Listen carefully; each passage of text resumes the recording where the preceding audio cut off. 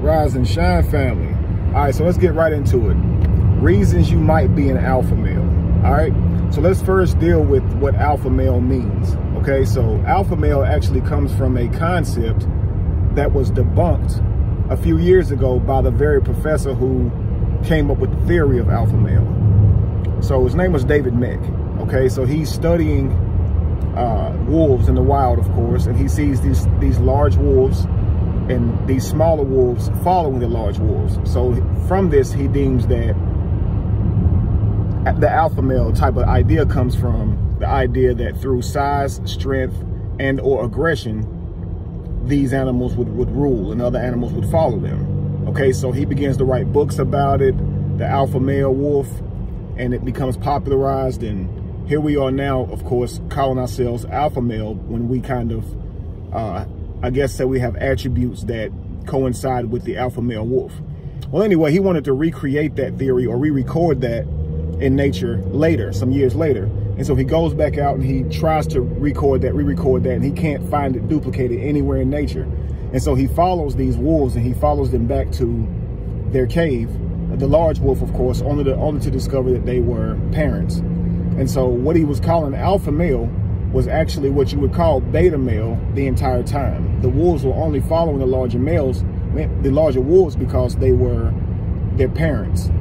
And so now today we have people saying, hey, I'm an alpha male. And it literally comes from the concept of the alpha male theory. Again, that was debunked. Concept means a frame of thought or an abstract idea. So that the abstract idea or the frame of thought of alpha male is, you know, size, strength, aggression, leadership, never back down, you know, learning to say no, or, you know, again, standing up for what you believe in. And many of us know those qualities that exist inside of the alpha male box, right?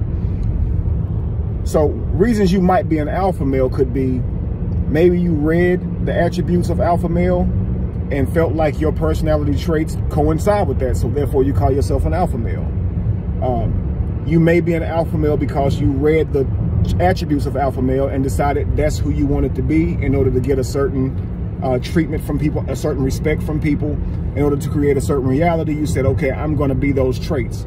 You know, maybe you're an alpha male because, you know, you say you're an alpha male, you know, loudly and boisterously to try to create that same reality, even though you may not have those same qualities.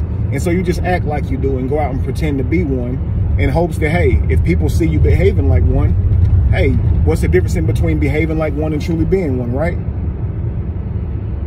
Of course, we have other boxes, sigma male, beta male, all these different types of things that people look at and frame their thoughts into and say that they are that.